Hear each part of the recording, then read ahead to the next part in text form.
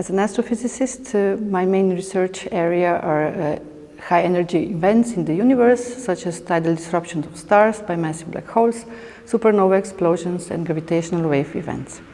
My main interest in SMASH is the application of machine learning methods to time domain astronomy and cosmology with Vera Rubin Observatory and its project LSST.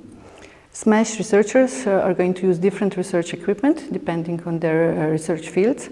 To apply machine learning methods in their research, they will have access to Vega HPC, the first petascale supercomputer in Slovenia, which is also the first out of 8 similar high-performance computing systems to become operational in Europe. University of Nova Gorica is an international partner in this project, and SMASH researchers working in astrophysics are going to have access to the huge database by this Rubin LSST project, which is going to obtain about 40 terabytes of data per night, or about 60 petabytes in 10 years.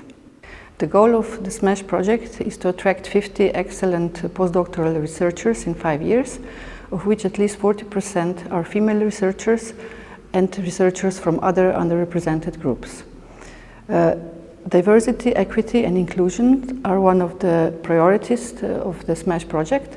That is why also the evaluation process is structured in such a way as to minimize the unconscious bias. For example, the first stage of evaluation is double-blind, which means that the evaluators do not know who are the authors of the proposed research projects or from which country or institution they are coming from.